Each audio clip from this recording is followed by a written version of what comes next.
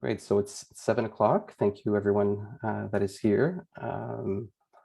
We're just going to wait a few more minutes for people to start or to join us, and everything's going to get started in a few minutes. Thank you.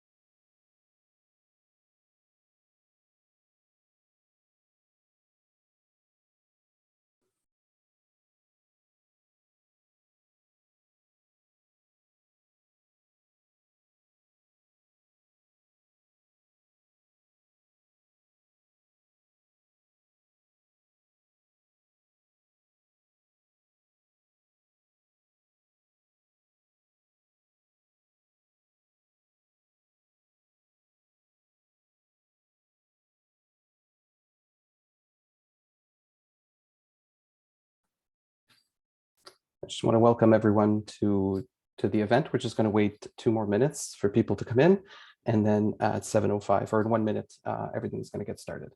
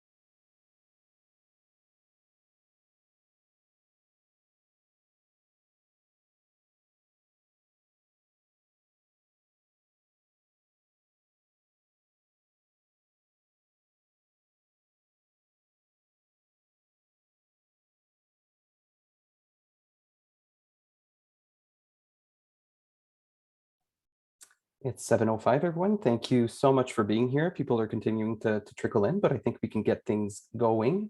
Welcome to our Housing Affordability Town Hall, asking asking the question, how could inclusionary zoning be part of the solution to our housing and homelessness emergency? I'm very pleased that this event is taking place and that we have this wonderful panel with us. We're going to be introducing them shortly, but before I do that, I just want to welcome everyone. I want to talk a little bit about the event and its objective, and then I'll turn it over to the moderator. So my name is Mathieu Sanson-Savage. I'm a volunteer with Horizon Ottawa, along with a lot of different volunteers, many of which are here today.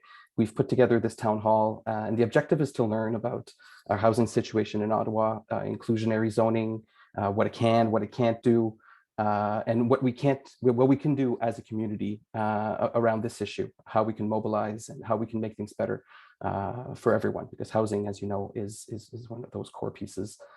It's a human right, and everyone, and no one can thrive without it. I don't want to talk too long, but I want to say that one of the reasons why we decided to put this on is because this year is an election year. We want to make sure that the candidates that are going to be running in the election are well informed and they know what they're talking about when they talk about housing, when they talk about inclusionary zoning, so that we can have a constructive conversation around that issue. And then after the event, we're going to be using a lot of the things that are going to be said today to mobilize at Horizon Ottawa to make sure that things change in housing. This event would not have been possible without partner organizations. We're organizing this along with Ottawa ACORN and the City for All Women initiative. For those of you who don't know Ottawa ACORN, it's a local and national community of it's a tenant union of low income and working class people fighting for social justice. They're a multi-issued organization working on issues such as affordable and livable housing, fair banking, internet for all, and a whole lot more. They're a membership-driven and membership-funded organization, meaning that they don't rely on funding from governments and big corporations, so that their low-income members are the only ones that are really determining what drives the organization and the tactics that are being adopted. The City for All Women initiative, CAWI, is a unique collaboration of women from diverse communities, organizations, academia, working with municipal decision makers to create a more inclusive city and advancing gender equality. CAWI continues to promote and create systemic change by starting with concrete changes in our lives and in our city.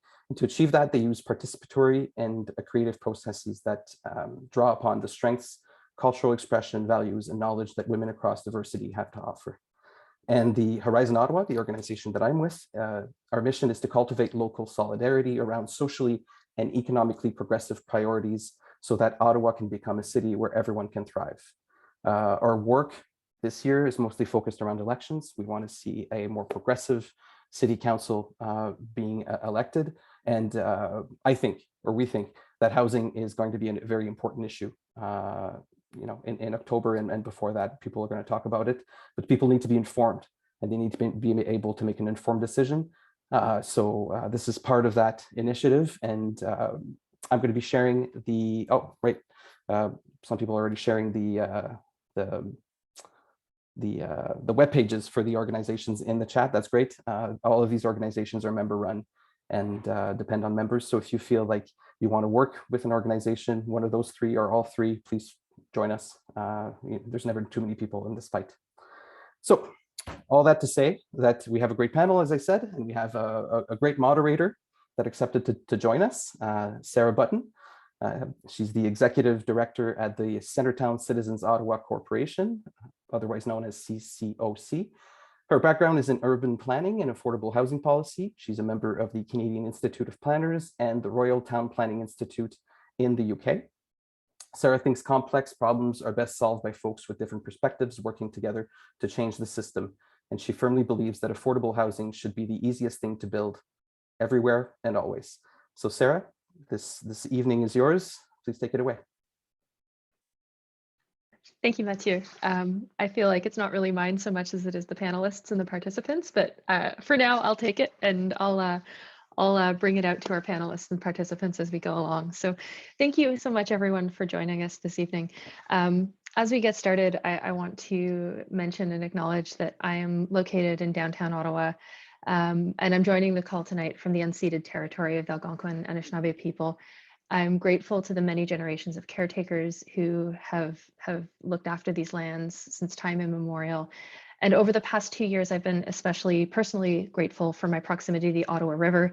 And the river's edge has given me lots of respite during repeated lockdowns.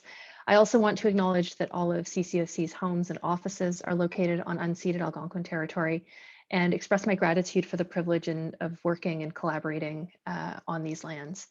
As an individual and as part of my organization, I am committed to truth and reconciliation by continuing to learn about the history of Indigenous people and by working to dismantle systemic barriers. While this is an Ottawa-based event, I recognize also that in our virtual world, folks may be joining us from different places. If you would like to learn more about whose land you live and work on, a good starting point is at native-land.ca. I believe the link is going to be dropped in the chat if folks want to explore that. It's a good starting point to discover whose land you're on and go from there. So thanks everyone for joining me in that. From here, the evening is going to unfold in effectively in 3 parts. The first is an introduction to the topic. We're going to talk about the housing crisis in Ottawa, a little bit about how we got here, and a short introduction to inclusionary zoning. After that, we have 3 questions for our panel members, and each panelist will have a chance to comment on each question. And we'll close with questions from the audience, and that should take us right up to the end at 9 o'clock. So with no further ado, Mathieu, could you go back to the first slide, please? I'm just going to introduce the panelists before we get into the rest of the presentation. Thank you. So I'd like to introduce our panelists for this evening. We have Connie Shingoose, who has been involved with the City for All Women initiative. That's CAWI, their acronym. She's been involved with them for over 12 years, and she's also a member of ACORN. Connie is an activist. She's worked in shelters and given deputations at City Hall on affordable housing, homelessness, and other socioeconomic issues. She also does freelance workshop design and delivery, storytelling, and assisting with forums on socioeconomic issues like this one. Laura Shantz, the civic engagement coordinator with CAWI, is also here this evening. Our next panelist is Bader Abu-Zahra. Bader is Palestinian and a retired engineer. He immigrated to Canada in the early 70s, and since then he's been involved in community struggles for social justice. After being encouraged by his daughter to join ACORN, Bader has become a committed member on several campaigns. These include affordable and livable housing, fair banking, and he was an essential part of the push for a mobile COVID-19 testing site in the East End of Ottawa. He has been an Ottawa ACORN member for 7 years, and he is currently the chair of the Vanier chapter. Ashley Rains, head organizer of ACORN Ottawa, is also here this evening. And finally, on our panel, we have Carolyn Whitzman. Dr. Carolyn Whitzman is an adjunct professor in the Department of Geography, Environment, and Geomatics at the University of Ottawa, and an international housing and social policy consultant. Previously, she coordinated violence prevention efforts at the City of Toronto and was a professor of urban planning at the University of Melbourne in Australia. She has provided expert advice to the Australian and Canadian governments, the UN, local governments, and nonprofit organizations. Her primary research interest has been developing a human rights approach to housing and social services, informed by a feminist intersectional analysis.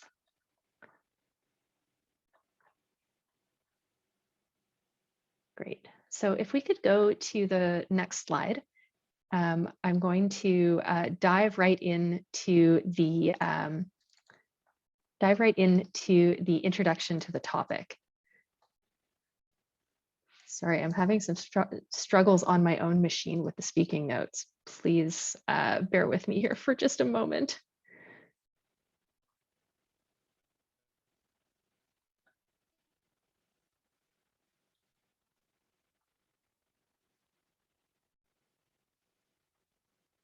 Oh boy, my whole system has just frozen. Can folks still hear me?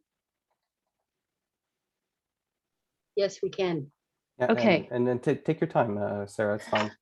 Okay, thank you. Yeah. Sorry about this. No, that's fine.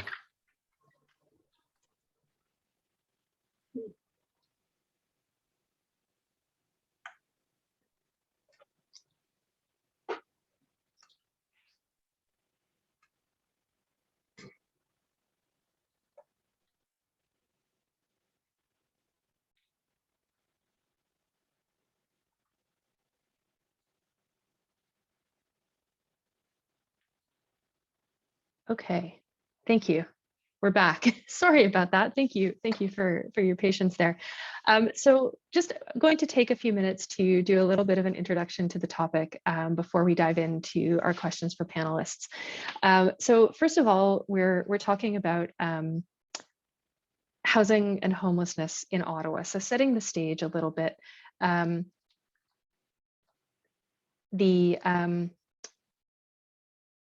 the housing crisis is really on everyone's minds. I think it's in the news every day. And as Mathieu said at the opening, likely to be a big issue in both the municipal and provincial election campaigns that are coming later this year. Housing is a very personal issue. We all need a place to live, but not everyone has a safe, secure, and affordable place to live. And some folks are more affected by these issues than others. And so in Ottawa, right now, there are 90,000 households in housing need. That's 24% of all households. And this includes about 55,000 renters, so 42% of renter households in housing need in the city of Ottawa at the moment.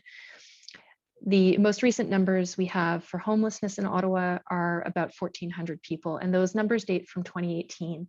So I think it's important to recognize that the pandemic has likely made these counts worse, and we don't have good up-to-date data on the number of folks affected by these issues. We also know that for every affordable home built, approximately 7 are lost through renovictions and demevictions. But it's not so much that we're facing a housing supply problem, it's that we have a housing affordability problem. The housing supply that we have is not affordable for the folks who need it. Next slide, please, Mathieu. So in 2020, 2021, home prices increased by 24%. That's a gigantic jump.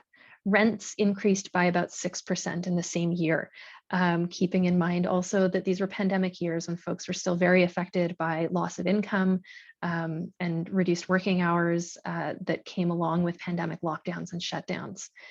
We have about 31,600 households who are very low income. Those are households with an income below $20,000 per year, and 56,000 households who are low income, so with incomes below $45,000 per year. So that's quite low. And so when you look at how much prices have increased over the past couple of years, you can see how we have this widening gap between the cost of housing and the incomes that folks are able to spend on that housing. Next slide, please. So here in Ottawa, in January of 2020, mere weeks before the pandemic began, the City of Ottawa declared a housing and homelessness emergency. But since then, as we know, things have likely gotten worse. There hasn't been a lot of concrete action taken to address that emergency, and the pandemic, again, has likely made all of this worse. The City of Ottawa also recently completed an update to their official plan, and they'll soon undertake a comprehensive zoning bylaw update. So this is a really good time to be having this conversation in the context of a housing and homelessness emergency, in the context of emerging from the pandemic, hopefully, in the context of big policy and regulation changes coming at the city. And the city has taken some steps towards improving the policy environment for affordable housing, but there is still so much room for improvement. So inclusionary zoning is one of those pieces. It's something that's being studied by the city at the moment. We know that it can have some positive effects on health. ACORN's been working on the issue for a really long time. But it's not necessarily a silver bullet. It's not necessarily a solution to all of the things that ail us. And so that's a little bit what we're here to talk about tonight. How might we make this a tool that can really help us reach our affordability goals? Next slide, please. So what is inclusionary zoning? We're delving into a topic here that's a little bit complex and a little bit complicated. So I'm going to do my best to give a definition here that's relatively straightforward. So inclusionary zoning is a policy regulation that requires or incentivizes the production of affordable housing as part of market rate development. Now, the way that this happens can really vary widely. So that first bullet, the first sentence, that's really the crux of it. But the way that this is implemented, it differs widely across Canada and across the world. Some inclusionary zoning schemes focus on ownership, some focus on rental housing, some focus on housing for moderate income households, others focus on very low income households. Sometimes instead of actually building affordable homes, private developers are able to provide an equivalent dollar value in land or money and build housing on another site. So there are a lot of different ways that we can do this, and a lot of different ways that folks have tried it already. So right now in Ontario, inclusionary zoning was legislated by the province in 2016, but there was actually a lot of backstory before that. And cities didn't automatically have the right to put inclusionary zoning regulations in place. Some of the folks here this evening started working on this back in 2008, working with the province to try and encourage them to change the legislation so that cities would be able to do inclusionary zoning. That came around in 2017, but the original regulations that were released were fairly disappointing. They were expensive for cities, not very affordable, fairly low thresholds for affordability, and kind of not great. They didn't really get to the crux of it.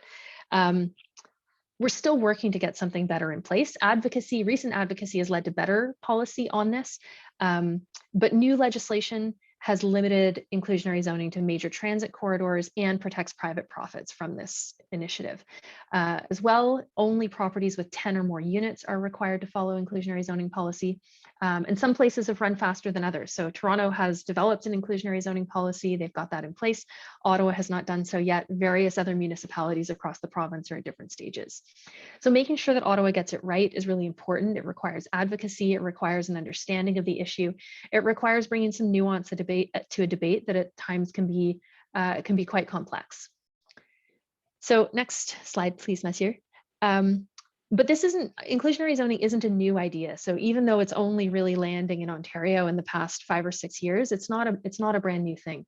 Other Canadian cities already have inclusionary zoning in place, and around the world, implementation varies. And this is the part where the discussion gets really interesting. It's like, how might we do this in a way that works for us here in Ottawa, that starts to get at the things that we really want to solve in terms of our own housing issues here in this city? So some inclusionary zoning implementation have different percentages of affordable homes required, 10%, 20%. There's a range there. Sometimes they specify how long those units must be maintained affordable. This can be anywhere from 10 years to 99 years, a huge range.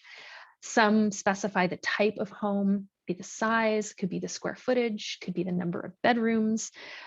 Some inclusionary zoning policies only apply in a particular part of the city.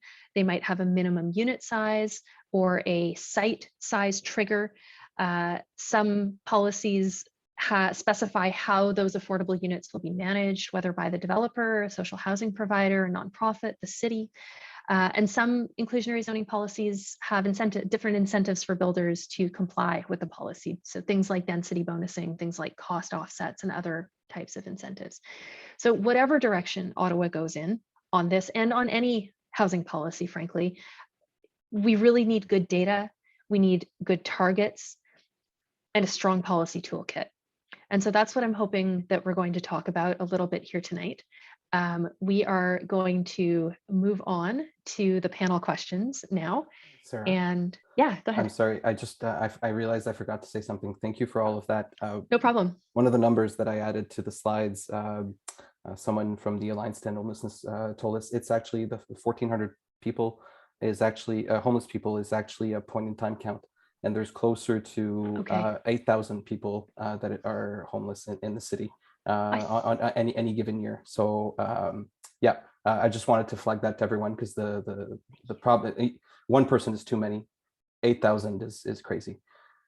So yeah, and I also forgot in my introduction to say, after the panel, we're going to be taking questions. We're going to be having a discussion with everyone here. Please keep your questions for that time. Stay muted, please, during the panel, and then we'll take questions with hands raised and in the chat after the panel. I'm sorry to interrupt you, Sarah. I just wanted to make sure that that was mentioned. That's okay, no problem. It's an important correction. There's a big difference between 1,400 and 8,000. So I think, yeah, really critical. Sorry, I'm seeing a little bit of the chat. I think the third thing I said was a strong policy toolkit, but I agree with the folks who said political will. So with that, I'm going to move us along to the panel portion of the evening. Take a little drink of water first. Okay, so our first question for our panelists is, the City of Ottawa declared a housing emergency more than 2 years ago.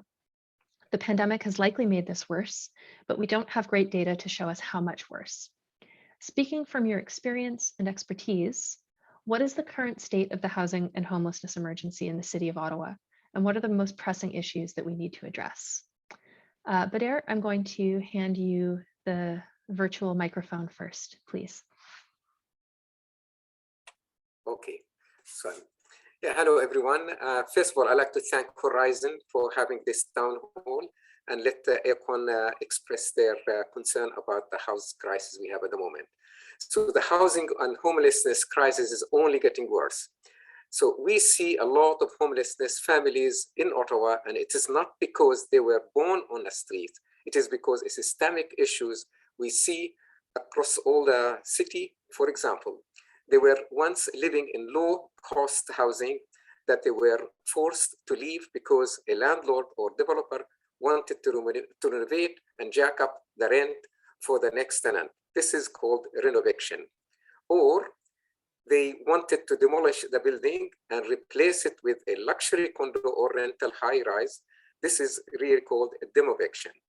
So many also lost their jobs during COVID, and SERBs wasn't enough to pay all the bills. So, or worse, many people did not even qualify for SERBs, yet rent was still due to at the beginning of each month. Yet somehow only small businesses received any form of rent relief during COVID. Renter did get nothing. Or perhaps they were on social assistance like disability or welfare and have been on the wait list for social housing for years, but it is a 10+ years wait for many people. So ACORN knows these issues because we talk to people. Our small team of staff organizer knock on doors in low-income neighborhoods 4 hours a day, 5 days a week, to identify community issues and engage in neighborhoods in collective action. So as a member and volunteer, I have now run countless meetings in Vanier where I hear other members speaking about how rent is increasing every year, far more than their income, or how their landlord is stopping all repairs and allowing them to live with bed bugs, cockroaches, mold, problems with heat and water appliances, or trying to evict them so they can renovate or demolish the building.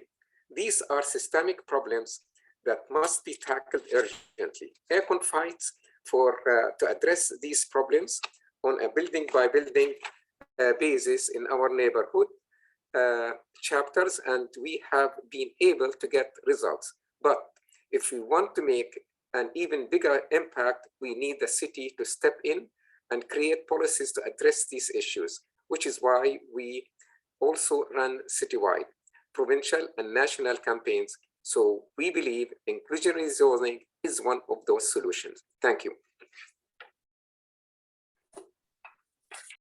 Thank you, Vanier. I'm going to pass the mic over to Connie next, please.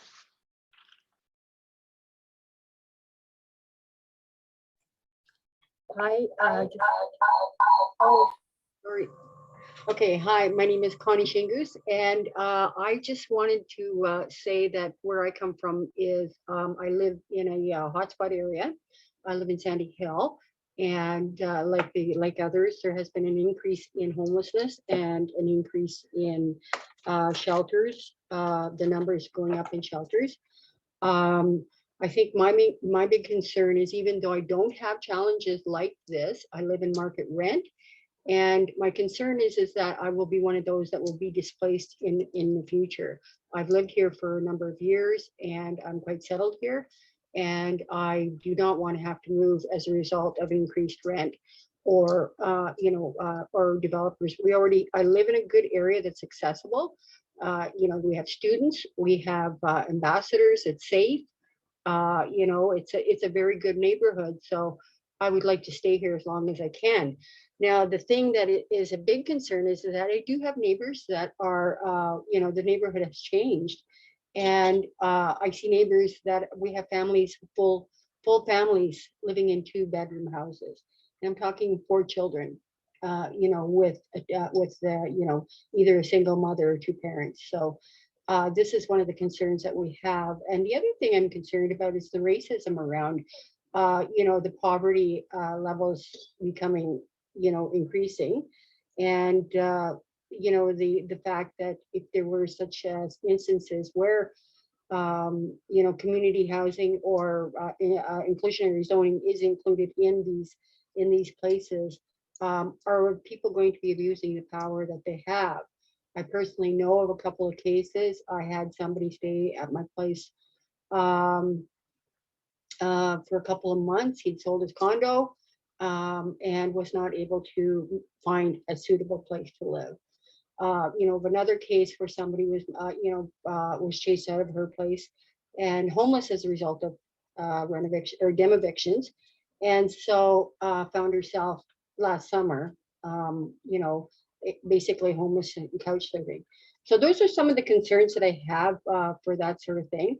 Yeah, so this is why I wanted to, you know, also state that there are little things I'm noticing that as the rents are going up, landlords are starting to squeeze people in other ways. They're starting to charge costs for things that were not normally charged. Laundry costs have gone up in buildings. Other things that have happened, like I forgot my key at the pool a couple of days ago, and when asked, this is during the day, when I asked a super if she could help me to let me in, she stated that I would be charged $25, which is something that wasn't a concern in the past. Not that it, you know, I lose my keys all the time, but it's something that wasn't a concern in the past. It's the little things that are starting to add up. You know, for people, as the cost of living goes up, you know, people are trying to make money in many ways. And, you know, from the owner and landlord's perspective, that's what they're going to start to do. Thanks. I'll pass it on. Thank you, Connie. Carolyn, over to you. Thank you, Sarah. It's a real pleasure and a privilege to be on a panel tonight with advocates and experts of lived experience.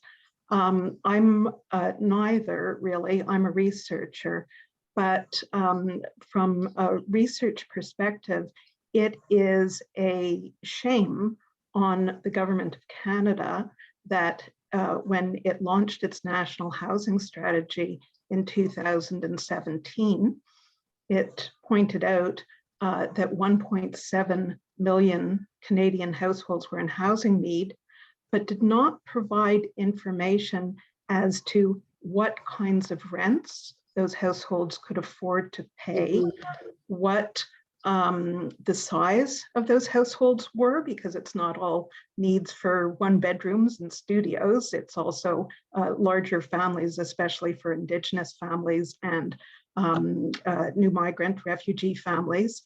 And they also didn't say, even though they said they had a commitment to gender and intersectional analysis, what proportion of households in housing need were single mom households. We know that the majority of households in housing need are women-led households, or Indigenous households, or racialized households, Black and people of color.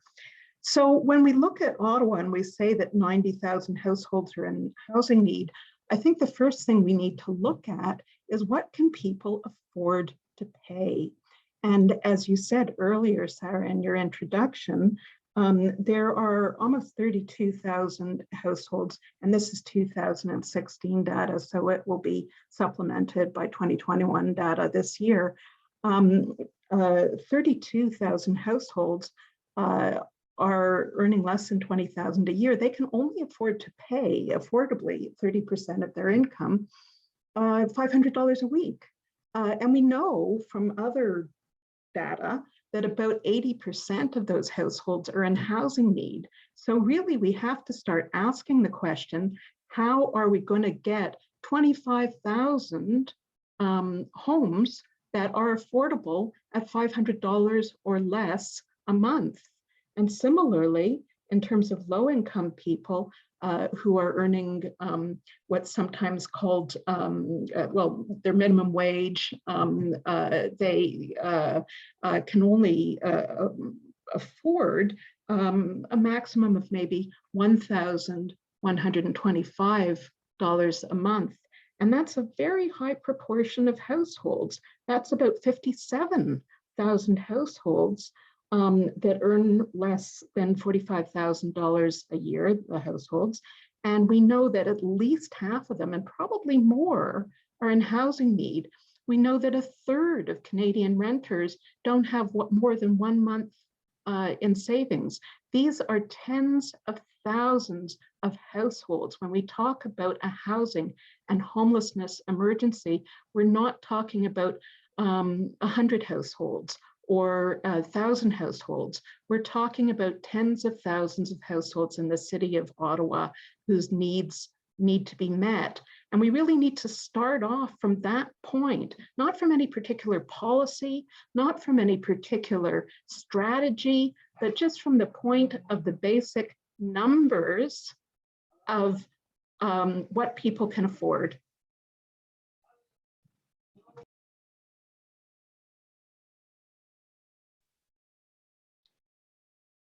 Thanks, Carolyn and Connie and Better for that, for your input on the first question. I think it's, it's interesting to hear the 3 different perspectives on the where are we at question, the kind of what's the situation today and how has it worsened in terms of from the research and data perspective, like we know it's bad, how much worse is it now? We know what some targets could be or should be, but we don't see those coming through in things like the official plan or strategies. We also heard from Connie some of those very specific stories about what folks are experiencing on the ground in her neighborhood, and concern about what policy wielded bluntly could entail. And from Bader, some of the context around the support that was provided during the pandemic and how it was inequitably distributed, and how we need to make a bigger impact. I think we need the city to step in and take more action, and I think that's one of the things that's a consistent thread through all of the responses there.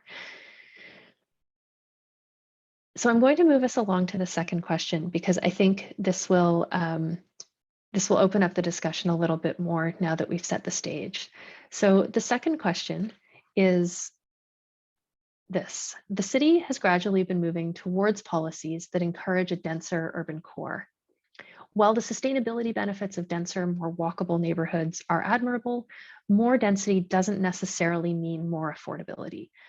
Prioritizing densification above everything else can lead to adverse consequences like demevictions and renovictions and increasing inequality. How might inclusionary zoning be part of the solution on density in Ottawa's urban area? And what else needs to be part of that toolkit? So I'm going to go in the same order again for our speakers. So Bader, I'll invite you over first. Thank you again. This is definitely true that densification does not mean affordability.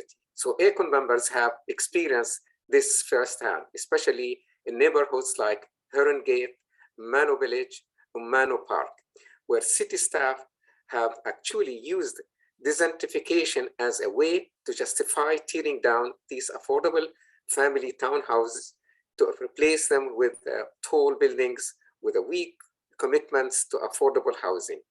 So, and we are seeing more and more of this as the city allows for more intensification.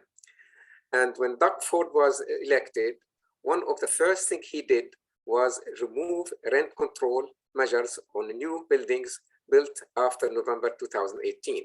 So there is an incentive in the system to developer to do this. So if we don't have policies in place to protect and build affordable housing, all we will have left is condos and luxury apartments that no one but the rich people can afford. So in ACORN's 2018 report, Affordable for Who, we analyzed the city's own data from housing services and found that over the past 10 years, less than 3% of development in Ottawa has been affordable rental units. If done well, inclusionary zoning could be a tool to help change that. So inclusionary zoning is an important tool as it could mandate the developers provide affordable housing in new developments. But if done poorly, it could just cave to the developers' interest. That is why ACORN members are fighting for a strong inclusionary zoning policy that would include 25 to 35 affordable housing citywide. So Doug Ford has limited inclusionary housing to only major transit zones, but the city has the power to designate more sites as major transit zone is that inclusionary zoning can cover as much of the city as possible. So affordable housing should be defined as 30% of the household's income and include income targets for low to moderate income households in core housing needs. So prioritizing deeply affordable housing and these on the wait list for social housing. So include minimum requirements for accessible units and 3 to 4 bedroom units for families. So we need also affordable housing in perpetuity. This means forever. Toronto inclusionary zoning is for 99 years. And the policy should be fully phased by 2025. This should be coupled with a strong anti-displacement policy to stop the loss of affordable housing. ACORN's campaign for an anti-displacement policy is largely based of ACORN's member Victory in Burnaby, BC, where they now have some of the strongest tenant protections in the country. It would include in the cases of the redevelopment of affordable housing. So a rental replacement bylaw that ensures 1-for-1 replacement of affordable rental units in the new development to be offered back to the existing tenant at the same rent and number of bedrooms, or 25%, whatever is greater. So mandating landlords to cover moving costs and offer temporary accommodation or rent stabilization during the time it takes to renovate or redevelop the property.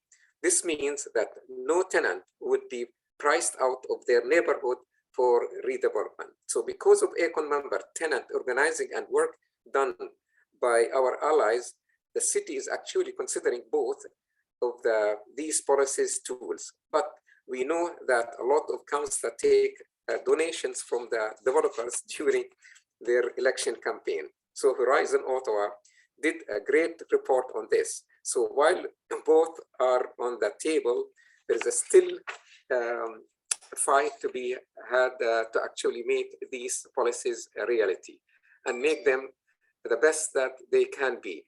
So, and we strongly believe the only way to do that is through community organizing, because there is a power in numbers. Thank you. Thank you, Vanier. I think it's so interesting to hear about an anti-displacement policy and how that might interact with some of the other things that could be in the toolkit here in Ottawa. So may come back with a follow-up question on that one afterwards. But for now, we'll move along to Connie for question 2. Okay, I think we need to recognize that with increased density and higher buildings, that this will have an impact on our environment. I noticed from here, they've got 2 condo buildings and one over this all on Rideau Street. That they're going to be tearing down another building. So the noise level has increased substantially. And then I live about 20 minutes away from Rideau Center. And so these are things that are going to be impacting a lot of people if the the idea behind the whole thing, if I understand it correctly, is that, we would have, if we would create communities that where they would have access to services and stores within 15 minutes of their place, like within 15-minute walking distances. So those are some of the issues that I'd be concerned about, is around the noise level and the environment. The other thing I would be concerned about is the increase in crime. Once we get more, you get more people, the crime rate does increase again. I know for me, I use a bicycle in the summer as a means of transportation.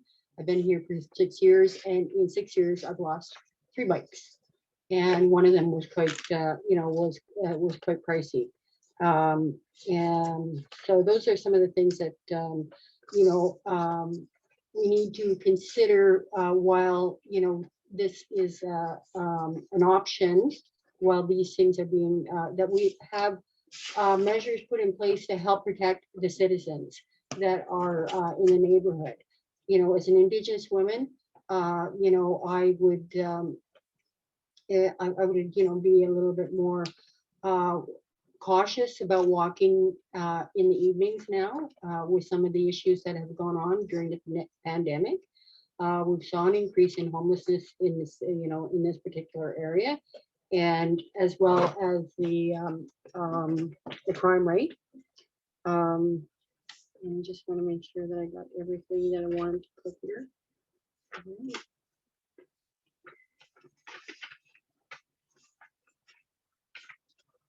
Okay, so the other thing I want to bring to the front is people that we need solutions to help people that are living on fixed incomes like OW and ODSP who struggle to be able to afford rent, and a small decrease in rent won't help them. Where will they find a place if something happens to their, something happens to their buildings? We need a lot of options to serve everyone, not just people that are struggling. If a neighborhood is becoming more dense with bigger buildings, what will happen to the residents who are there first? And,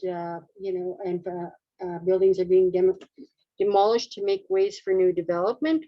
Often they had affordable rents. Now they will no longer be able to afford the rents in the areas that they were living in. We need to ensure that people are not pushed out to make new ways for new buildings. Right. Our toolkit needs to include, like they had the what was it? Community and health, no, safety and community. Safety and well-being plan that was put in place for the COVID people during the pandemic, and there was a lot of focus put on the safety of people as we're going through a really trying time. Our toolkit needs to include safety for people that are aging, seniors.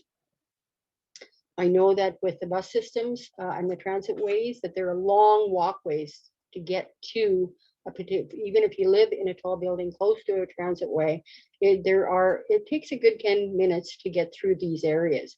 I know for myself, when I was working and had to go at night, going to Dunny's pasture and that was not something I was comfortable with because of the long distances around the new bus, the way it's set up.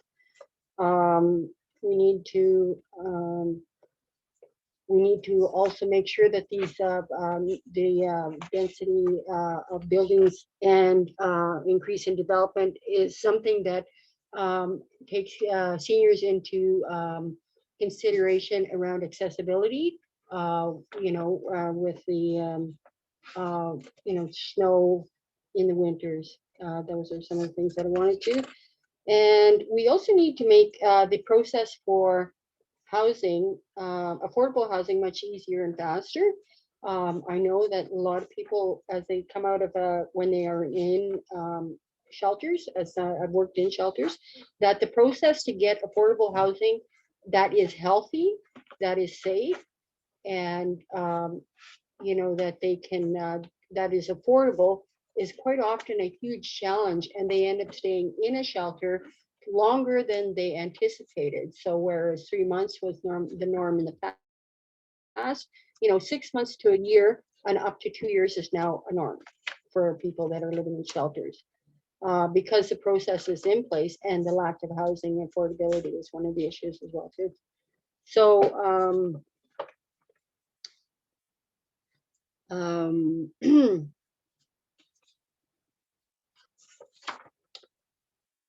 and the other thing is to make sure that people are given dignity as they're being displaced into other areas. You know, they've just lost their neighbors, their you know, the social connections, and you know, and to ensure that they're not discriminated against once again once they have now moved into new areas. I know for myself, as I'm aging, I certainly do not want to be dealing with these upcoming issues. Thank you. Thanks so much, Connie. You mentioned a lot of things that could fit into a toolkit there, things around community safety, around well-being. I think a lot of it really speaks to the idea of livable communities, even with increasing densities, livability and dignity for the folks who lived there before and who will live there in the future. So thank you for all of that. Carolyn, over to you. Thanks, Sarah. I think the way that I interpret your question is, how can we address the twin imperatives of the climate change emergency and the housing and homelessness emergency? So we know that, for instance, transport emissions are a big part of greenhouse gas emissions, which in turn are literally fueling climate change, and that housing is a big reason why people are driving until they qualify 1 hour or more away from the central city. And of course, not everyone can afford or are allowed to work at home. And that's been true throughout the pandemic. So I think we need to start with first principles. And one good first principle is the right to adequate housing. Canada passed a National Housing Strategy Act in 2019, which committed the federal government, but also all governments within Canada, all provincial, territorial, and municipal governments, to the progressive realization of the right to adequate housing. That means affordable, accessible, well-located, secure homes. So the City of Toronto is a city that has also adopted a rights-based approach. It's still very new, they're still stumbling, they're still making mistakes, but Ottawa could learn from Toronto. Mm-hmm. Another Canadian city that Ottawa could learn from is Montreal. One good thing that the City of Montreal does is it starts off with targets, and those targets are based in just the kind of analysis of housing need that I was talking about earlier. So the City of Montreal has committed itself to 6,000 new social homes, that is nonprofit homes, and 6,000 new rent-regulated homes for middle-income people per year, every year. And they've been coming close to hitting those targets. Once you have targets, you can start looking at the mechanisms that are available. And definitely one of the mechanisms that is available is looking at vast swaths of exclusionary zoning, areas of big cities, including Ottawa, that have been limited to single-family homes, and start looking at how accessory apartments, someone's been banging away about tiny homes, etc., could be added. That in itself isn't necessarily going to guarantee accessibility, and absolutely, as you said, there's the risk of displacing low-income people there.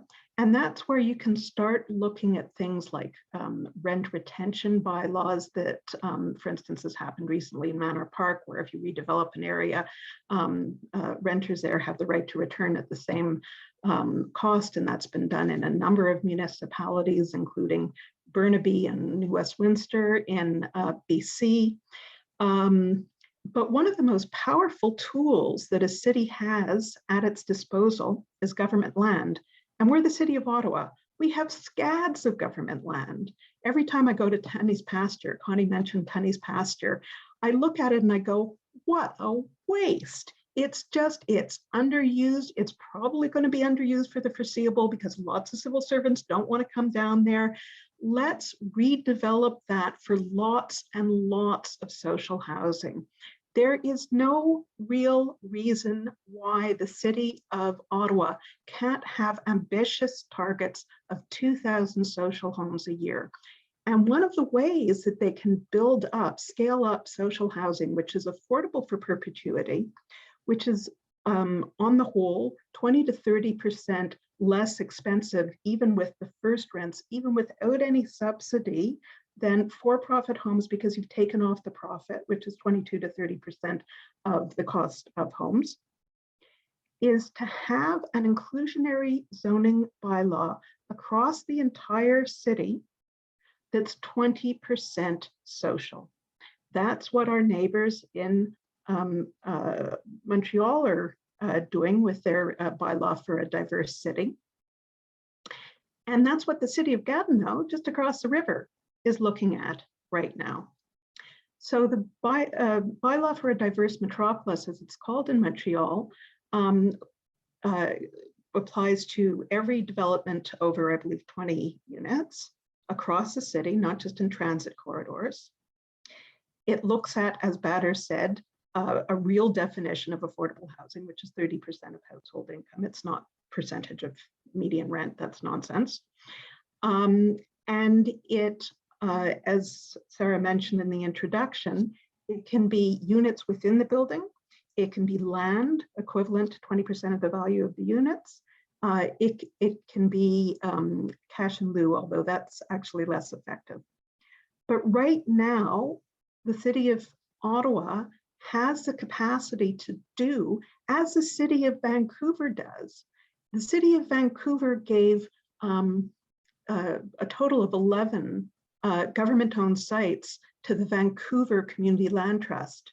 We in Ottawa have a new community land trust, and we could be taking parcels of land, and the city of Vancouver created over 1,800 affordable homes last year through a land trust model that was a combination of co-op homes and deeply affordable homes for people with disabilities and for other groups who need deeply affordable homes. So there's tons, there is a whole toolkit happening across Canada right now. And Ottawa is a laggard. Another city, which I haven't mentioned yet, the city of Edmonton, has a target of 16% social and affordable housing in every neighborhood, and Edmonton says it has 375 neighborhoods. 16% is their target for every single neighborhood. That's going to happen through ending exclusionary zoning, allowing rooming houses everywhere, allowing fourplexes everywhere, going to social housing providers and saying, what kind of zoning do you need in order to scale up social housing? Is it reductions in car parking? Is it, what do you need? A floor plate, don't be like Toronto and have stupid design standards that completely destroy affordable housing. And another important thing about zoning, and like Sarah, I'm an urban planner, is that you can have as of right zoning. So the federal government, to give them credit, are talking about expanding the rapid housing initiative. That's been the most effective strategy within the National Housing Strategy, the most successful program. It's created over 4,000 deeply affordable units. But what cities need to do in order to take advantage of that is they need to identify sites that have as of right zoning so that you don't end up with a 2-year delay because of NIMBY groups. In other words, zoning that will allow 3 to 4 story modular units to be built within 16 months, which is the idea of the Rapid Housing Initiative. So there should be large swaths of the city zoned as of right, no rezoning needed, no community objection nonsense about, hating your neighbors, that will allow the rapid construction of housing. But underlying that are real targets based on the size of households who are in housing need, what households in housing need can afford to pay, Indigenous land back, land for women's housing, et cetera, et cetera. And underlying those targets, there needs to be a commitment to the right to adequate housing, which is what should be steering all of the work that needs to be done at every level of government across Canada.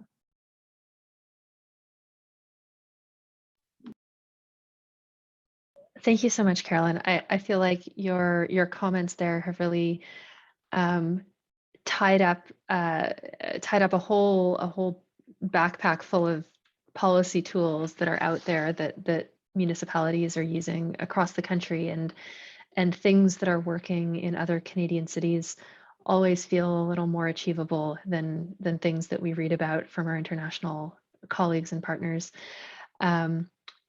I love the title of that that Montreal one that you mentioned, the what was it, the bylaw for a diverse metropolis. I think that just feels so aspirational and inclusive in some ways. I think I guess remains to be seen how effective it is, but I think having aspiration built into the name is really key. So yeah, I mean, I heard a lot of toolkit policy options in all of your statements. Things like an anti-displacement policy, things about policies for livability that address livability and density, policies around community safety and well-being, and all of these things, of course, are so intimately linked to housing. Carolyn's comments about inclusionary zoning across an entire city that has really robust targets, measurable, articulated, things like land trusts, and things like as of right zoning that can really become foundational, and options that start to look at land and land use and how we access that resource. So we have one more question, and I think it flows really neatly from some of the comments that the panelists have just made. And the third question really starts to get at a rights-based approach to housing. So the new federal legislation that Carolyn mentioned commits Canada and all of the governments within Canada, which is an important thing to note there as well, to progressively realizing a rights-based approach to housing. But we are yet to see housing as a right prioritized and delivered via federal and provincial housing programs. Treating housing as a human right means changing the way we plan our cities, changing the way we legislate development, landlords, and tenancies. So is inclusionary zoning consistent with a rights-based approach is the question I want to ask here. And how might the city adopt a rights-based approach that would ease the housing and homelessness crisis? So I'm going to go in the same order once again. So Vanier, over to you. Thank you, Sarah. So the UN has declared that housing is a human right. Every family needs a home to live. So we know that right now the city isn't prioritizing tenants' right to housing, as we have seen in cases of neighborhoods like Heron Gate. So city council is willing to put developers' profit over families' homes, where ACORN members are still fighting to defend their housing. This must change. So inclusionary zoning is consistent with a right-based approach to housing, as it puts the need for affordable housing over developers' profit, because developers hate inclusionary zoning because it chips into their bottom line. So the development lobby is coming out hard against inclusionary zoning and will fight like hell to make it weak, watered down policy. That is why ACORN members across the province are fighting for strong inclusionary zoning that actually puts home before profit. So we need to make sure that our voices are louder than the developers. The development industry has a lot of money and resources to pay for high cost lobbyists, but what we have, they don't have, is the power of people. So we have a power of people. So if other joins ACORN and other groups like CAWI and Horizon, and we work together, we can win real change for our city. So, but there is not a silver bullet to the housing crisis. No one is trying to argue that inclusionary zoning will solve all the problems. It is like one hand would not be able to clap, it needs something else. So, but it is happening. City Council is working on inclusionary zoning as we speak. So now it is time to make the most of tools we have at hand while not letting our foot off the pedal in our housing campaign too. So because if we truly want to see a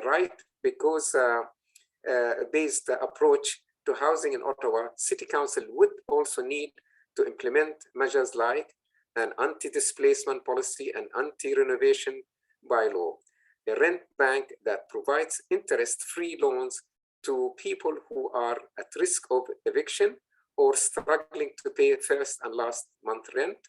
We like to see the city giving more money in the city budget to build social housing. We like to see that landlord licensing to protect tenants from slumlords. We like to see a tenant defense fund so that tenant group can pay for lawyers and paralegals when organizing in the buildings facing large rent increases or renovations. So and other things. So I'd like to thank you. Thank you, Vanier. And I think what we're hearing throughout is like, we need all the answers. One solution isn't that there is no one answer, right? We need all kinds of housing. We need all kinds of solutions to get there, because one thing isn't going to solve it for everyone. So Connie, I'll pass it over to you for the third question now, please.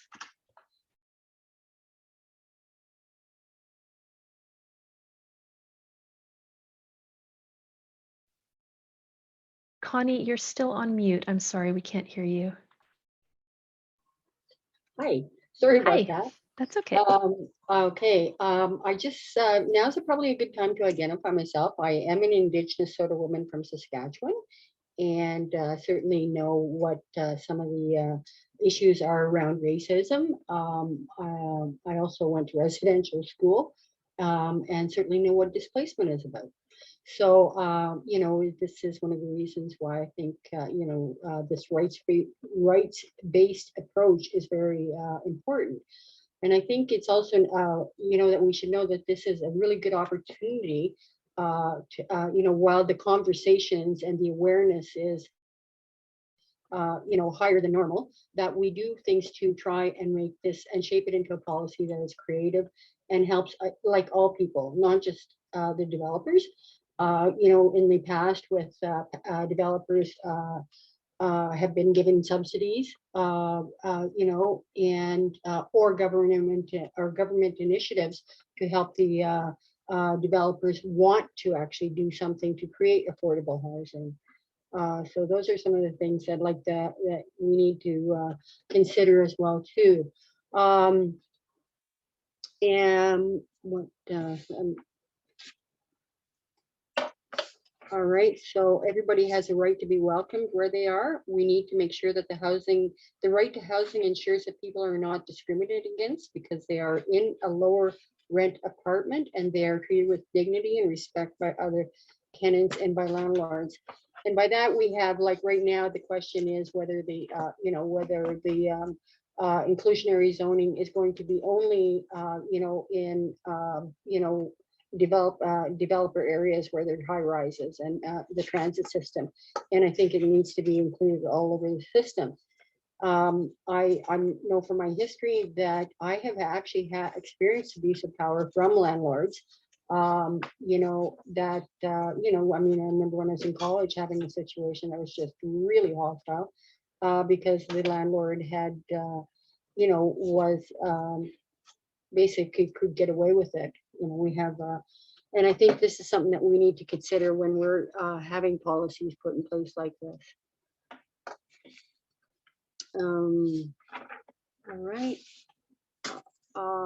is inclusionary zoning a program where most of the benefits flow to the developers, or is it for the people at large? That's again one of the questions that I wanted to make sure that we answer when we're considering policy making. We need to use this as a tool for equity, not simply as a way for developers to make sure that make even more money. We need to think about the rights to safety and security of the people. Women and children need to be safe in the housing. There are circumstances where that is a big issue. I have worked in shelters, and there are cases where women were raped in a city living house, that in hallways in a city living housing. So those are some of the issues we need to make sure that they take into consideration. And we want to make sure that the women and children are offered equitable access. People are hurt by being displaced from their communities. They lose their social connections and their ties to the neighbors, as I stated earlier. And lastly, I want to make sure this is unceded land. We need to consider the needs of First Nations, Inuit, and Métis people, and make sure that the programs are inclusive, especially considering anti-racism and overpopulation, overcrowding, and are culturally inclusive. We need to give them, my apologies, sir. We need to recognize that Indigenous peoples and give them autonomy and sovereignty and their rights to speak for themselves. Thank you. Thanks so much, Connie, for sharing that. I think you made some really good, drew some really good links there between inclusionary zoning. I think, you know, it has the word inclusionary in the title, but it's not always inclusionary in the way that it may be implemented. And I think it's really important to highlight those issues that folks who may be the most affected by some of these policies are often the folks who may have the least voice or the least access to shaping them. And so I'm really excited by the amount of participation here tonight and the comments I'm seeing in the chat and listening to the perspectives on the panel around this, because I think it gives us an opportunity to engage with it and say, you know, this isn't just about building more units. You know, this is about considering communities. It's about considering the people who live there, the rights and the safety and the networks that live there. And I think you asked a really good question in the middle of your statement, which was, you know, is inclusionary zoning a program where benefits flow to the developers, or is it a program where benefits flow to the people at large? And I think that's something so important to keep in mind when we're thinking about policymaking, not just around inclusionary zoning, but around policymaking and city building in general. You know, where are the benefits flowing? I think is a really good question to ask. So Carolyn, you get the I was going to say the honor, but I don't know if going last is an honor.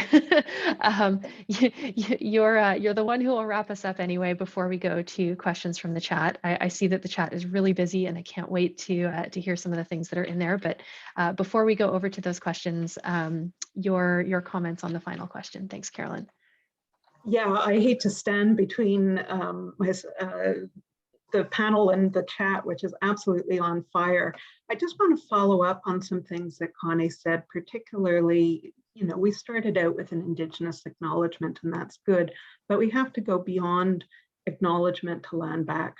So the Squamish Nation fought for 50 years to get back a piece of land in central Vancouver. It's very small, it's about 11 acres.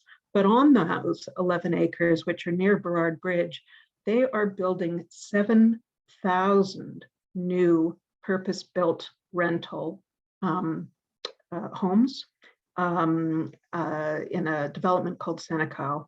And it really makes me wonder what could happen if there was some land back in central Ottawa. The city of Toronto hasn't gone as far as land back, but it has committed to a target. And again, you'll hear me hammering on and on about targets of 5,200 deeply affordable homes to be provided by and for Indigenous people through Wigwaman, which is a local organization there. So we have to sort of get beyond the sort of terms or notions of magic bullets like inclusionary zoning to start talking about real numbers and real ways to meet those numbers. And I've mentioned a few times, I'm involved with this It Starts With Home campaign from the Alliance, the Ottawa Alliance to End Homelessness. And really what we're all talking about, because what Bat has been talking about, what Connie's been talking about is, first of all, we have to find a way to stop the hemorrhage of affordable housing. And that can include action against rent evictions and dem evictions. Absolutely, the most effective thing that could happen would be at the provincial level to get rid of the vacancy decontrol loophole, which has been shambolic and a disaster. But there is a lot that can happen through municipal action, as I mentioned, in Burnaby and New Westminster, to ensure that as the city redevelops, that we don't further price out people from well-located homes and make them homeless. So we need to have a good rent eviction and dem eviction strategy at the local government level. And we need to look at opportunities, and there are new federal opportunities for nonprofit housing acquisition. So let's never have a Heron Gate again. Let's make sure that if there is large swaths of affordable housing that are at risk from financialized real estate investment trusts or any other big developer, that they be protected in perpetuity. That's how a lot of social housing got built up, including some of CCOC's housing in the 70s and 80s, and we need to do it again. And we need to start talking about scaling up, as I've mentioned, social and affordable housing. And we can do that through a number of mechanisms. And I want to talk a little bit for a minute about Portland in Oregon. And it completely redid its whole zoning system. And it now allows 4-story sixplexes as of right if all units are affordable to people at 50% of median households, affordable to 50% of median income. So no rezoning, no long battles. They are going to create a lot of missing middle sixplexes that are going to be affordable to the people who need them most. That's the kind of zoning that we need to look at in Ottawa. And it's also the kind of zoning that the city of Edmonton is considering, because it's approaching zoning from an equity basis as well as a climate change basis, and that's absolutely essential. Inclusionary zoning can be part of the solution. It's not a magic bullet, and it needs to be for every single site in the city, and it needs to be at levels of approximately 20%. And I would strongly suggest that that 20% just be given over to social housing to run it and start on the massive waiting list that we have. That would be the most efficient way to do inclusionary zoning. The city can do a lot more about directly funding affordable and social housing.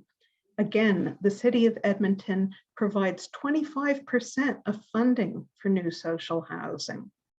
The city of Vancouver provides free land and also has a concierge process, as it calls it, to sort of push through social and affordable housing. It has designated planning officers who make sure that the delays that can destroy affordable housing projects can be addressed.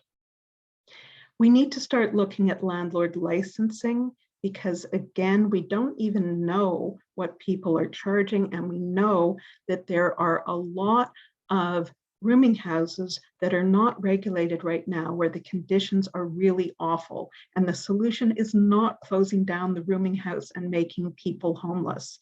It's about cracking down on substandard housing, and if necessary, taking it over and having it run by a land trust or by a community housing organization. And finally, we need an independent monitoring body to make sure that that when people are evicted, they have a place to turn to. When there are systemic issues around housing policy, that they are addressed. The city, the Canadian government, after about a 3-year delay, finally announced Ottawa's own Marie-Josée Houle as the new national housing advocate. That makes me very excited. That was just last month. The city can have a housing advocate. In fact, again, Toronto has been talking about an independent ombudsperson to deal with complaints about systemic barriers to affordable housing in that city. We can do that too. We don't have to reinvent the wheel. We don't have to throw up our hands in despair. We don't have to put all our eggs in the basket of one particular policy or strategy. We do need to start treating the housing and homelessness emergency seriously. And we do need to elect a council in October that will go beyond the empty words of declaring a climate change emergency or a housing and homelessness emergency and actually do stuff.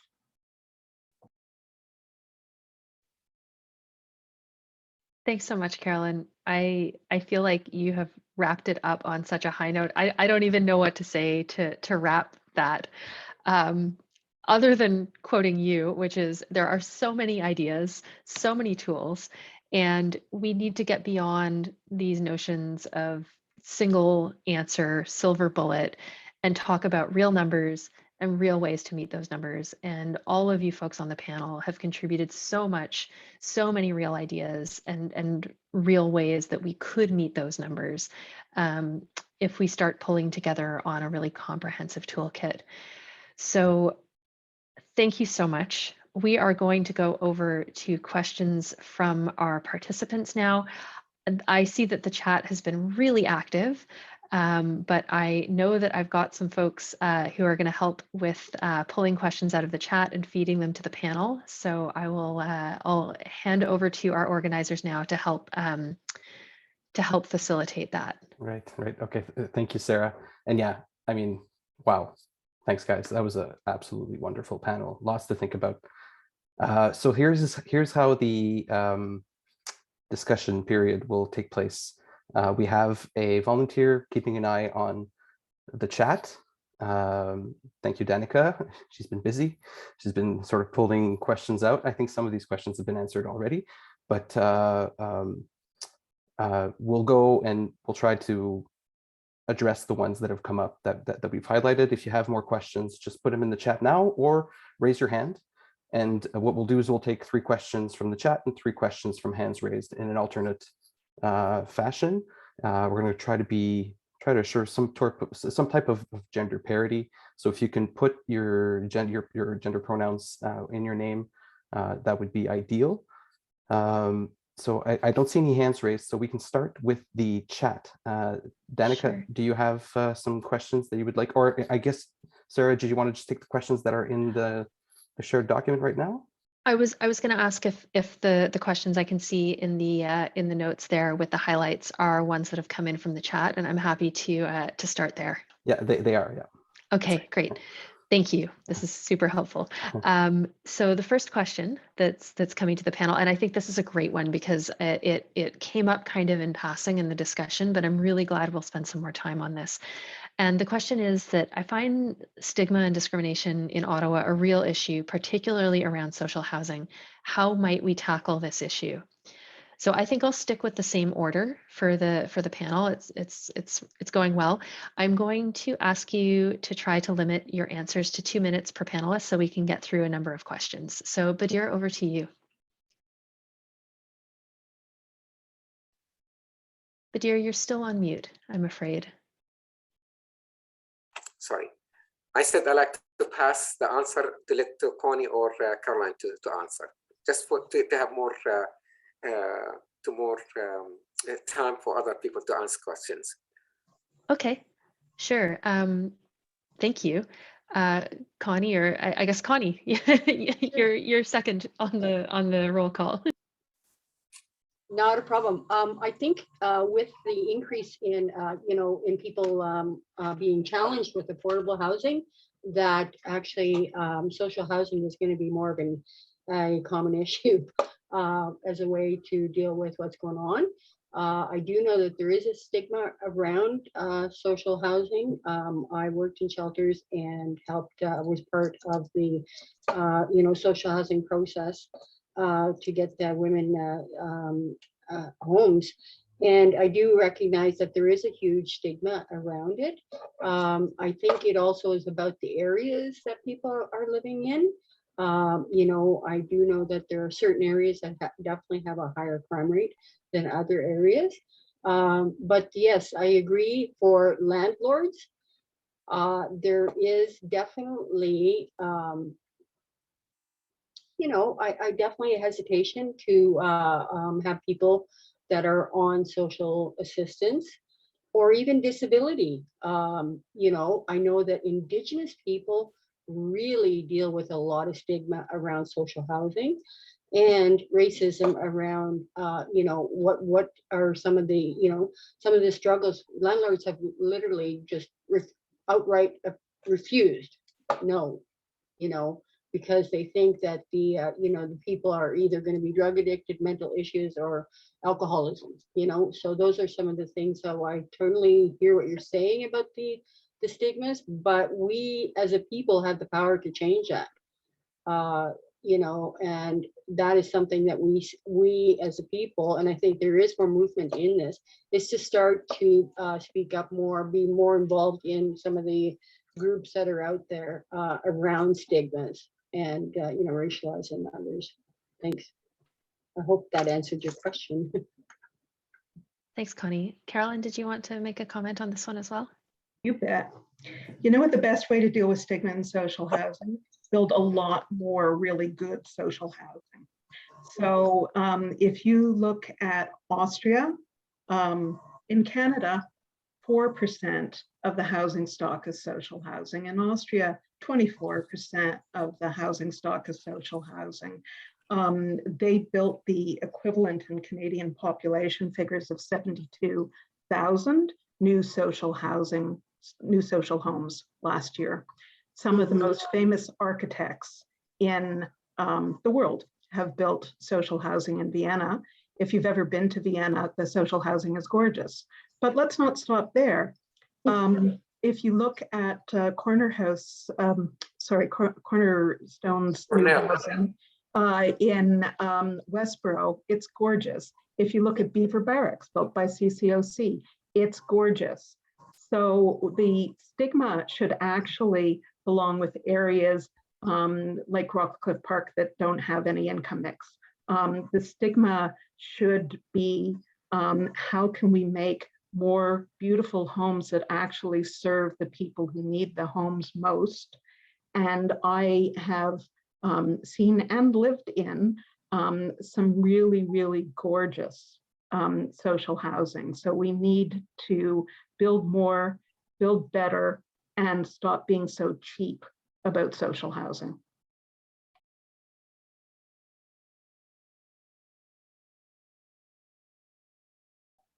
Sarah, you're still muted. Sorry, you're muted. Everyone gets a turn at staying muted this evening. I said I could see some people clapping their hands in the video, and I guess I was also doing the same. So thank you. The next question that I have here, some of these questions that are coming in from the chat, is how do we make sure that developers don't pass on the cost of building the affordable units required by inclusionary zoning to other low-income tenants who might not qualify? I think that's a great question. It is Vanier, do you want to speak to this one? Yeah, I like to speak to that one. It is very important that the city will control the development and how the expense is going to be there, etc. I give you an example. In Montreal, the city had given permission to build two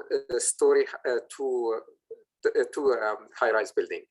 And the developer said, okay, I'm going to do that, and I'm going to do inclusionary zoning, etc. And he agreed on that. So he got the permit. While he was building it, finally they found out that he is not following the inclusionary zoning. At this point, the mayor, she went and stopped the whole building, stopped the whole development, and asked him, unless you comply with the inclusionary zoning, we are going to stop the development.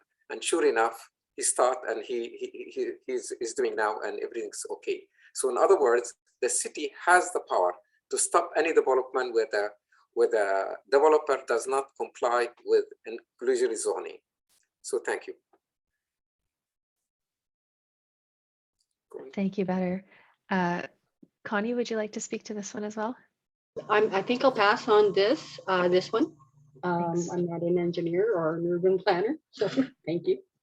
Thanks. Carolyn?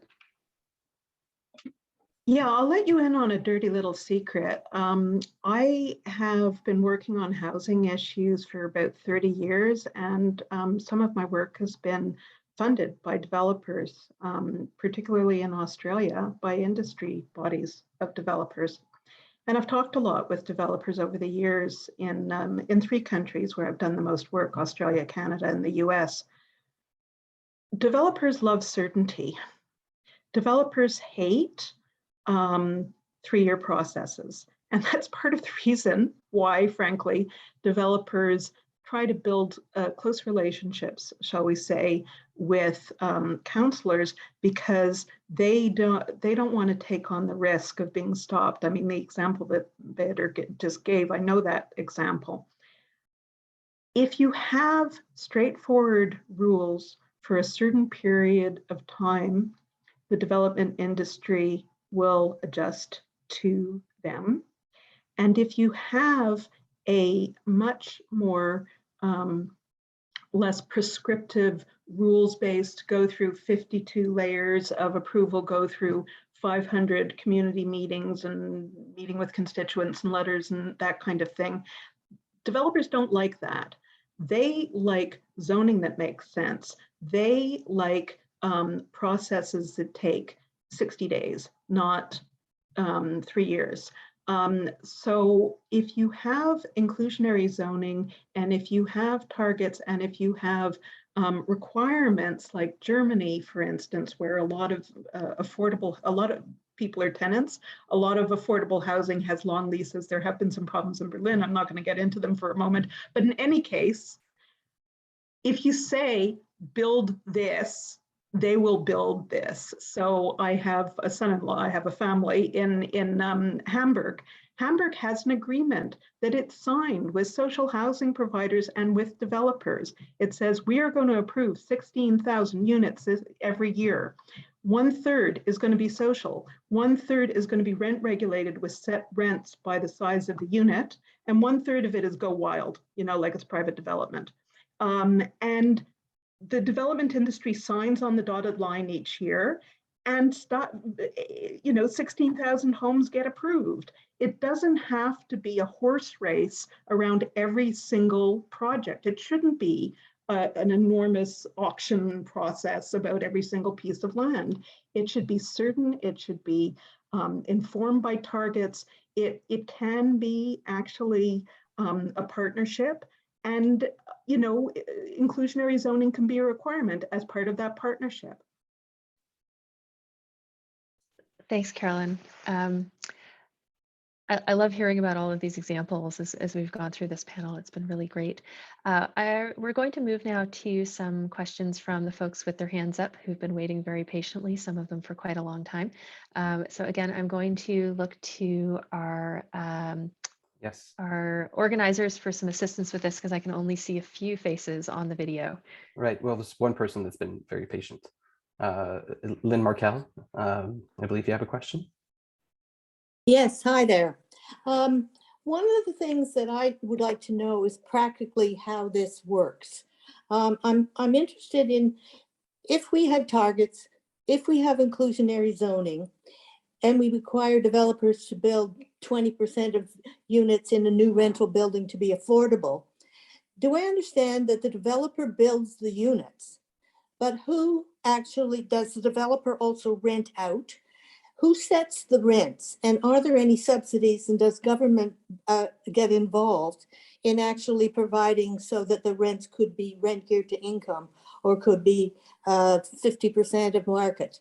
Is it required to have some government programs to parallel inclusionary zoning in order to make the new units really affordable for low-income people? And I'd like to ask Carolyn, because it seems to me you have a lot of understanding of this in other countries and in other cities across Ottawa or across Canada. Thank you. Thanks, Lynn. How does it work is an excellent question at this point in the panel, given we've been talking about it for an hour and a half. So we'll start with Carolyn and Vanier and Connie. If you've got stuff to add, perhaps we can go to you folks next. So Carolyn, over to you. Well, I mean, it's a good question, Lynn, but the answer is it really depends. And that's why those slides at the beginning said that there are hundreds at this point of jurisdictions that have inclusionary zoning, and there's literally dozens of different ways to do it. So the proportion required of inclusionary zoning varies. It can be up to 35% in some places like London. New York has some parts of it, it's 35%. The building can be done by the developer. There are cases where the developer handles the rental. That is less appropriate when it's a condo. There are other examples where either the developer builds a specific social housing building, which actually has its advantages. People go on and on about poor doors, but there's actually an advantage to have one concrete building that's run by a social housing developer as part of a development. Or you can salt and pepper, have some units in the buildings. So, I mean, the short answer is there's no one way to do it. I think that the city of Montreal, which we've mentioned a few times, has a certain amount of flexibility in the way that you meet the 20% social housing target, and also has a little bit of flexibility about the amount of regulated below market rent that is offered. A third thing, which I haven't even mentioned yet, but which is a really important part of the city of Montreal's approach, is that 20% of the homes built in any development need to be 3+ bedrooms to address the need for family-sized units, family-sized homes in in a tradition that's been built in North America, not in Europe, of apartment living supposedly being unsuitable for kids. But of course, families with children needing affordable new homes in apartments as much as anybody.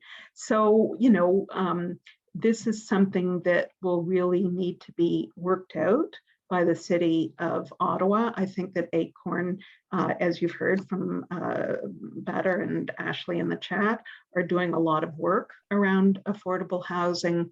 And I guess my point is, any policy, affordable housing, ending exclusionary zoning, rent retention, rent control, etc., to me, has to be in service of the goal of adequate housing for everyone, and needs to be fitting in with a plan that has targets about how to address the enormous affordable housing shortage we have in Ottawa.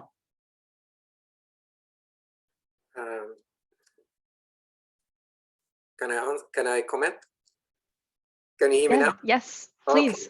Okay. Yes, please. I'd like to thank Lynn for that question. Really, it is very important. ACORN also works on inclusive zoning, but in the same time, we are at the moment working with the developer who's going to develop within the next 50 years almost 3,000 units, and almost 200 units will be, at the moment, they are affordable houses, and he might have to demolish them and build those high-rise building, etc. So at the moment, before anything goes, we are sitting with this developer now, and we're negotiating with him with something called a community benefit agreement. In that agreement, we like to make it so legally that the developer, when he take these people out, and some of them had been in these houses almost for 43 years, and when he take them out, to replace them with the same size of the unit, same rent, and so on. He agreed on certain things, for example, to do that. And also while the transition happening, so he can offer them places where can live in and give them choices where they want to stay, and and even pay for moving them from in and out. And so in other words, what I'm saying here, we are working on these issues already about the rent, how long these houses, how long the rent has to stay the same, etc. So if anybody here from you who understand a lot about these things, we like to see some volunteers to help us in building this community benefits agreement. It has been done already in the States, and but we like to see it happening in Ottawa, so to avoid what is happening in Herongay. Thank you.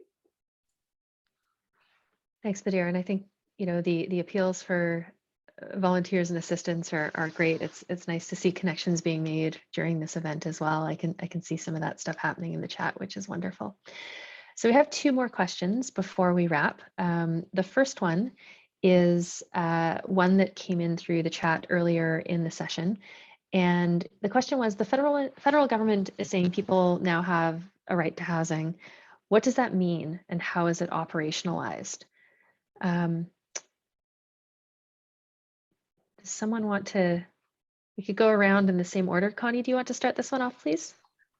Well, I think number one, like, you know, housing is, you know, it's a basic right. Maslow's hierarchy of needs is food and shelter is right at the bottom. So this is something that we, you know, we start off with.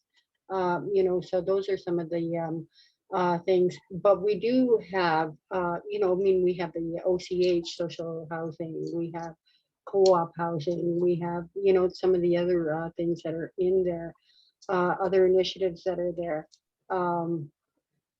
Oh my goodness, well, forget, can you remind me again what your question was? Oh, absolutely. The question was, what does right to housing mean, and how is it operationalized? Well, okay, so that's where I got lost. Sorry. How is it operationalized? It is operationalized usually by the people themselves, you know, the communities, people starting as a community to bring together thoughts, processes, like we're doing tonight. This is exactly what we're doing, is trying to get together and trying to put, you know, create ideas and awareness around what are some of the options out there for people that have a right to living safe, a right to living in a house that is, you know, has good maintenance, which is another issue that is not being addressed quite often for affordable housing as well too. So I'm not sure if I addressed your problem or addressed your question or not, but that's just sort of off the top of my head. Thanks, Connie. That's great. No comment from my side. No, Carolyn?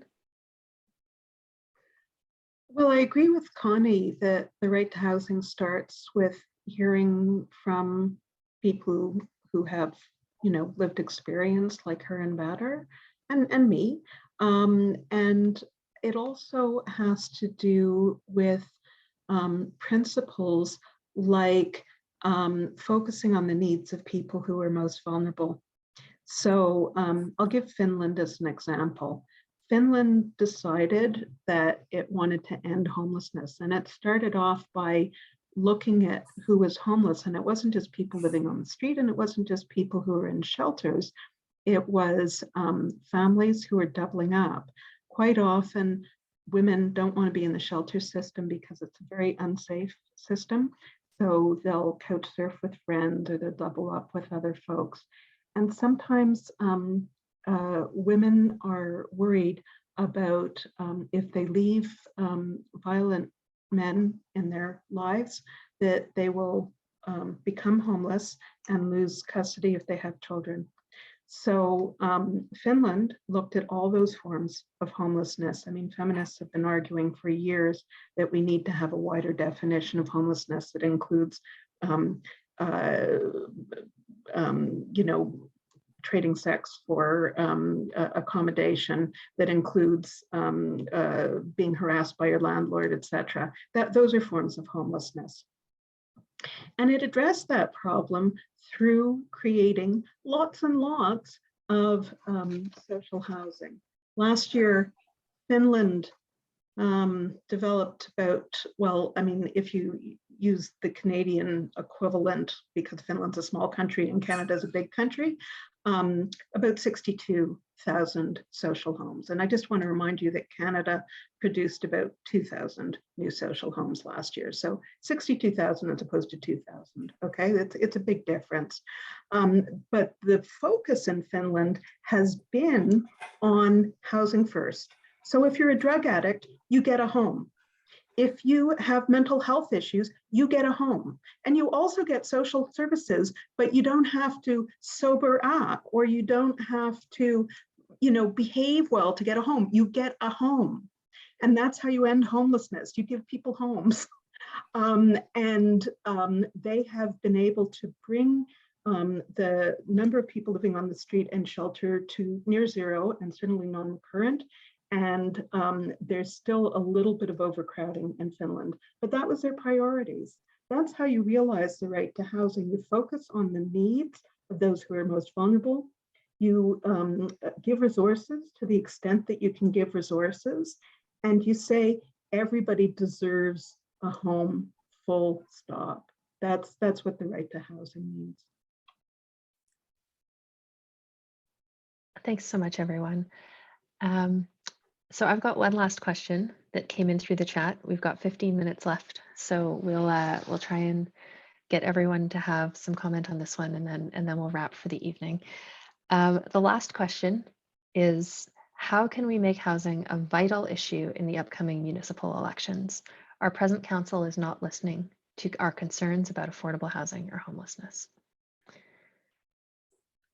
Badr, do you want to start us off on this one? Yes. I hope we can elect a new council who agrees with the whole thing. Really, I like to see, first of all, that that councillors should not accept any donation from developers.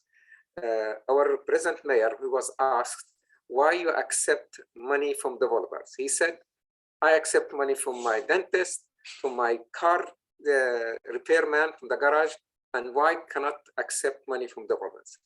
This policy has to stop. Council should stop taking money from developers. And if we do that, then we think we'll be on the right track. So hopefully we are going to elect the new councils who are do not accept money from developers. Thank you. Thanks, Badr. Connie, do you want to speak to this one as well? Actually, I'm going to pass on this one. Okay. Sure thing. Carolyn? Well, many, many years ago, like, because I'm really old, I was part of a group called Women Plan Toronto, and we were involved in the 1988 municipal election in Toronto, and we produced a report card on how the sitting councillors had voted on various issues related to housing. And we also did everything we could to help women, and it was 1988, so we weren't talking about gender diverse then, but women and gender diverse candidates. And I have been enormously heartened by some of the community reaction during our recent occupation, some of the leadership shown, and then some of the involvement and engagement and stepping up to the plate that's happened. And I'm speaking specifically about Catherine McKenney, about Ariel Troster, about Laura Shantz, who's on the call tonight, about Lynn Johnson. I think that there's a whole bunch of people who are stepping up to leadership positions who need to be supported. And another thing that I'll say, and again, I worked in Toronto for a long time, we need politicians who can work collegially. And one of the most disturbing things that I've seen in the 3 years I've lived in Ottawa is the existence of a council with a mayor who has a club and never goes beyond that club. And what I've seen work is the ability to work across difference to make change. And those 4 people that I mentioned have, I know them, they have stamina, they have commitment, and we need to elect not just a mayor who can genuinely lead, but we also need to elect a council that can work together to tackle the 2 big existential emergencies that the world is facing. One is climate change, and the second is basic human rights like housing. And I believe that there are people out there who are courageous. I could never go for political office. I don't have that stamina. I commend them, and we need to support them in every way that we can.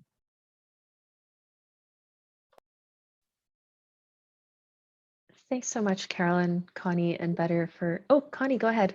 Yeah, Sorry. I just wanted to say now probably be a really good opportune time to say that we will be introducing Laura Chance, a lady from CAWI, will be running for councillor in the fall.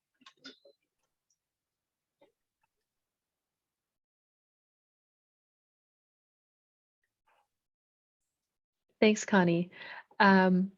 Yeah, I mean, I don't think I could have summed it up any better than Carolyn has just done. Thank you so much to our panelists, Better, Connie, Carolyn, for your contributions this evening, the preparation work that went into this, the conversations ahead of time. I have learned so much over the past couple days from all of you and through the event here this evening, and I'm really looking forward to actually seeing a little bit more of what happened in the chat. It's hard to watch that while you're moderating a session and asking questions and things, but it seems like the chat was really active. So a huge thank you also to our participants for really engaging with this topic. I know a lot of links have been posted, lots of resources for folks to dig into, ways to get involved, ways to continue the conversation. So as Carolyn said a moment ago, let's keep working across our differences to make change. Mathieu, over to you. I wanted to take this opportunity just to thank you, Sarah, and for accepting to do this. You know, moderating an event is not an easy task. I also wanted to thank the panel. You've been absolutely wonderful. You've prepared so well, you know, and you're constructive with your comments. It's been great. And I want to thank a few people that are in the background, you know, that haven't been that you haven't seen, but have been, you know, doing some work. Melissa Valerie's been live tweeting. Danica Brisson has been handling questions, very, very aptly handling questions. We had Alex Smith and Kim Ongaro taking notes from this meeting. And I'm missing people. Monica and Mary has been allowing people in, making sure that everything is going well. And I'm sure I'm missing someone. I'm so sorry. And I'm going to abuse of my position as host to encourage everyone to join Horizon Ottawa, ACORN, CAWI, the Alliance to End Homelessness, any group that is doing work in the housing field. Join them, learn from them. You know, everyone's got sort of a platform and ideas, and all of these things connect together. So if together the near 100 people that were here today has that information and shares it with their candidates for councillor at the next during the next elections, provincial and municipal, if you just share these ideas with them and you inform them and you ask them to really look into it, and they're more informed, the person that's going to get elected is at least going to have knowledge of these issues. And if you want the right person to get elected, the person that's really going to do change, go knock on doors, donate to them, really help out their campaign. And if you want to know who to support, just follow Horizon Ottawa. We're going to be endorsing candidates, and we're going to be making sure that we have one candidate in priority wards that people can get behind, because you know, progressives need to be at the table at City Council, and we need to see this change, because I mean, it's not a joke. Housing is a human right, and it should be considered as such, and developer profits don't matter compared to that. So I'm going to stop it there. I'm sorry for monopolizing that time. I just wanted to really shake people up and, you know, get you on board. But thanks again, everyone, and have an absolutely wonderful night. Oh, and one more thing, this event is going to be on YouTube. It's going to be posted to YouTube. So if you want to look at it again, if you want to watch it, you can do so there. Thank you. Bye, everyone.